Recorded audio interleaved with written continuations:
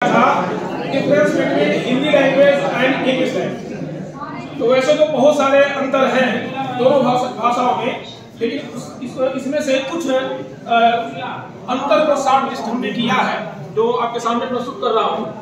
जैसे कि इंग्लिश में 26 लेटर होते हैं और जबकि उनसे 44 प्रकार की ध्वनियां प्रोड्यूस होती हैं। In case of Hindi language 52 letter होते हैं और 52 प्रकार की ध्वनियां उत्पादित होती हैं। यही इंग्लिश एक नॉन फोनेटिक लैंग्वेज है। इसका अभिप्राय यह हुआ कि इंग्लिश में कुछ ऐसे शब्द लिखे जाते हैं, जैसे लिखे रहते हैं उनकी ध्वनियां वैसे उत्पादित नहीं होती, जैसे PUT पुट और BUT but. In case of Hindi क्या है, वो फोनेटिक लैंग्वेज है, जैसा लिखा है ज्यों का त्यों पढ़ा जाएगा, कोई दिक्कत नहीं होती उसके प्रोनाउंसिएशन में।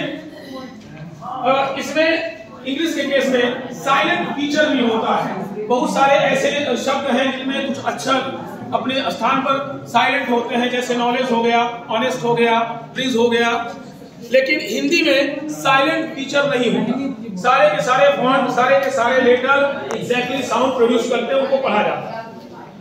सेंटेंस का स्ट्रक्चर इंग्लिश में क्या है कि सबसे पहले हम सब्जेक्ट यूज करते हैं, फिर वर्ब करते हैं, फिर जाके ऑब्जेक्ट को हम राइट अप करते हैं। एग्जांपल के तौर पे जैसे Ram goes to school, Ram subject हो गया, गोज आपका वर्ब हो गया और स्कूल ऑब्जेक्ट हो गया। इन केस ऑफ हिंदी क्या है, उसका जो स्ट्रक्चर है सेंटेंस का, पहले सब्जेक्ट फिर ऑब्जेक्ट फिर वर्ब। अर्थात इसी को अगर हम हिंदी में रूपांतरित करें तो राम विद्यालय को जाता है। राम आपका कर्ता हो गया, विद्यालय कर्म हो गया और जाना क्रिया हो गया। धन्यवाद।